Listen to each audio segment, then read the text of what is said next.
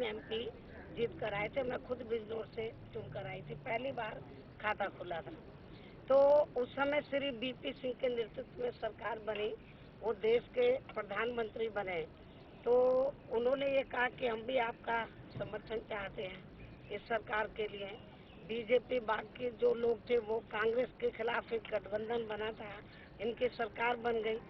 तो हमने बीपी सिंह को ये कहा था उस समय कि हम आपकी सरकार को 2 शर्तों के आधार पर समर्थन देने के लिए तैयार हैं।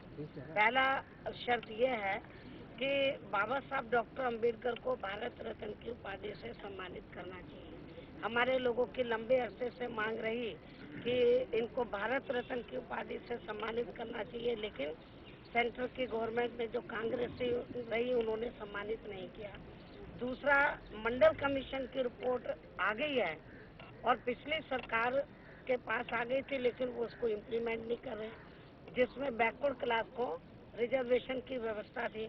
तो जब तक सेंट्रल गवर्नमेंट उसको लागू नहीं करेगी तो वो इम्प्लीमेंट नहीं होगा।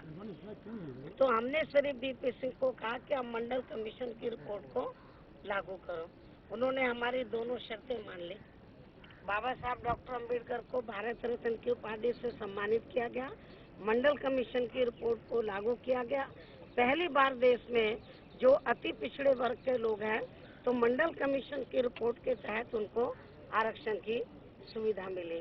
लेकिन ये बीजेपी को उस समय अच्छा नहीं लगा और बीजेपी इनकी सरकार चला रही थी।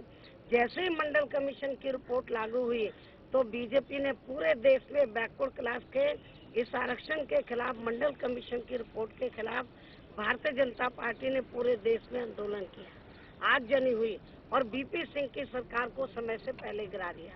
और अब चुनाव खत्म हो गया है, 5 राज्यों के अब जो मुझे सुनने के लिए मिल रहा है कि वो जो मंडल कमीशन की रिपोर्ट जो लागू हुई थी तो संविधान में संशोधन करके तो ये नया कोई कमीशन बनाना चाहते हैं।